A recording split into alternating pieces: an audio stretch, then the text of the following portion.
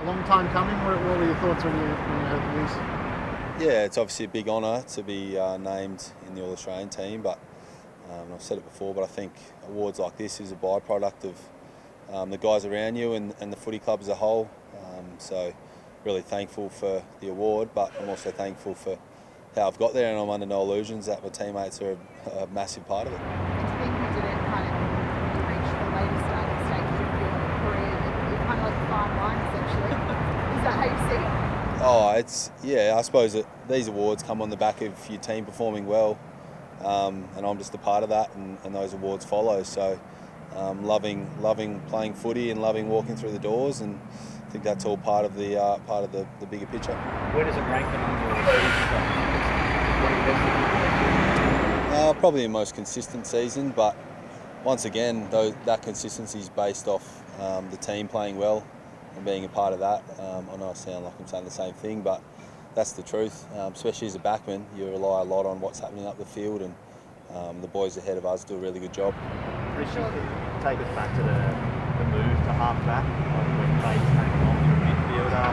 Looked like you plateaued. Can you take us back to those conversations about Yeah, it was a while ago now, but it was in Faig's first year. We had a bit of a chat about a bit of a different role.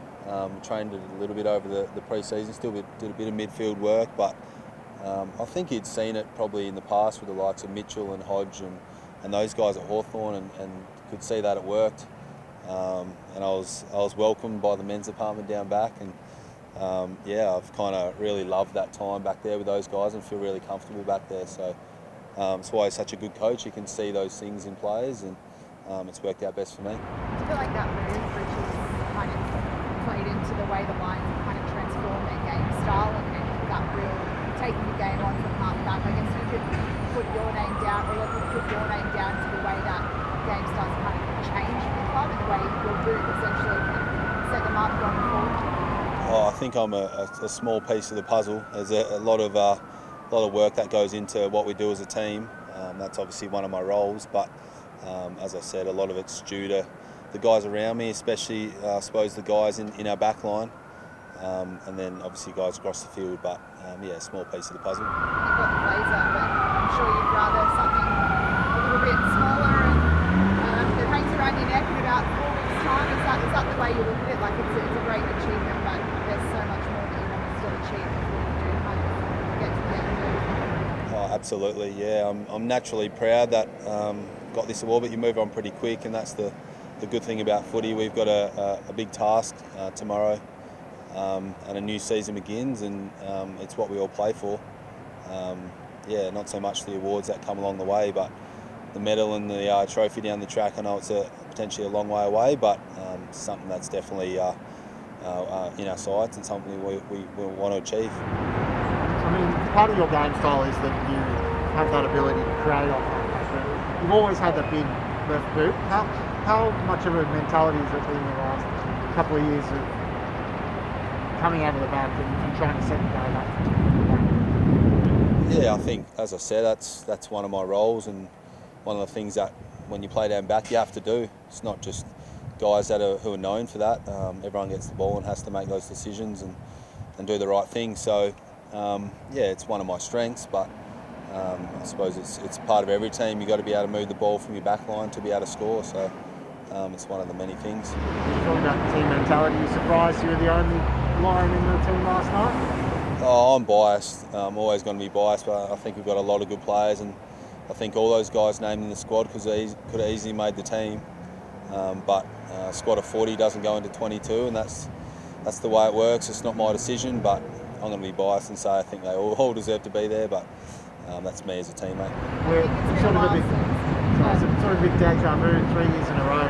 There's been a lot of talk about how the All Australian team doesn't really reflect an actual AFL team. You know, small forwards and wingmen seem to be a bit overlooked, and once again, Huey was overlooked. Does the AFL recognise those jobs that are sacrificial jobs well enough? Oh, it's not really my job to comment on that. I think it would be a extremely hard position to be able to pick the team as a whole. There's a lot of good players in the competition, and as I said, I'm biased, but yeah, I do think those guys are really super players and could easily have been in the team, but I'm sure they would rather something else in a few weeks' time. I think it's been a while since a team probably gave you as much ability to roam as West Coast did that first quarter last week. I think you're just everywhere by yourself and were able to tear the game apart in that first quarter.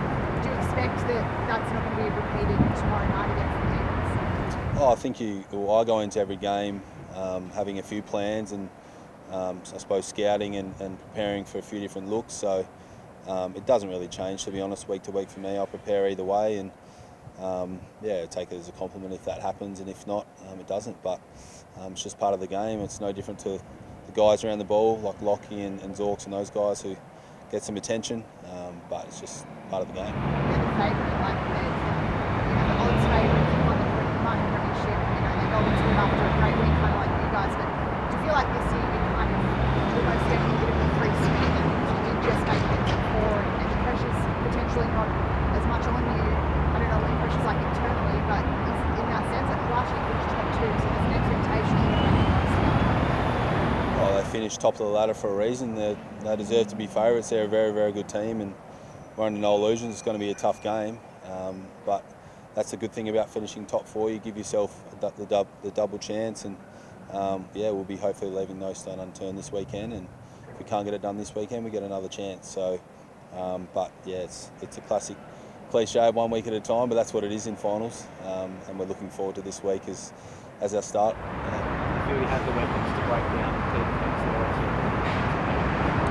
Oh, I back our forwards in 100%. Yeah, I'm the one who gets to play on them during the pre-season and during the week, so I firsthand see what they can do. Especially when they work together as a unit, they're pretty special to watch. And I know a player being behind the ball and getting to see it firsthand, it gives me a massive kick. So I'll be backing my boys in 100%. How many changes of clothes have you tried to fit into your carry-on luggage? Changes of clothes? In case you get stuck down. No. I pack pretty light normally.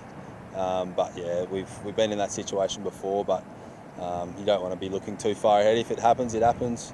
The club deals with that stuff so well and keeps players in the loop and updated on everything, and gives us as players the ability just to focus on the game, and they take care of that. It's been a real strength of our club throughout this season.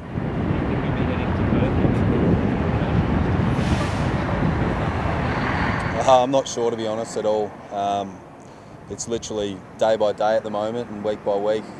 Probably not even week by week, day by day with the current landscape we're living in. And as I said, the club do a tremendous job in taking care of the work behind the scenes and letting the players get to work on what matters most, and that's training and getting the job done on the weekend. So they're doing well.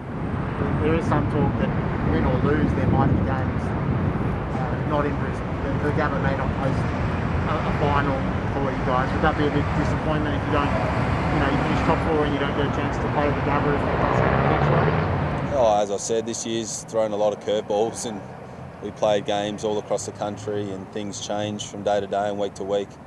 Obviously, we love playing here at the Gabba in front of our home fans, and would love that. But the boys are pretty adaptable in the way they go about it. We're in the finals, we're on the hunt for what we all want to achieve as a footy club, and it's kind of that anywhere, anytime mentality that we have to bring potentially, but we'd love to play here in front of our home fans. You're originally from Perth. The thought of winning a grand final in your home state, ever crossed your mind? I suppose last year you would have said you never would have thought there'd be a grand final at the Gabba, and it's potentially going to happen again in the West. And we played there a few weeks ago, and it's a great stadium. We really enjoy playing there as a footy club, but a lot of work to be done before we can be chatting about that.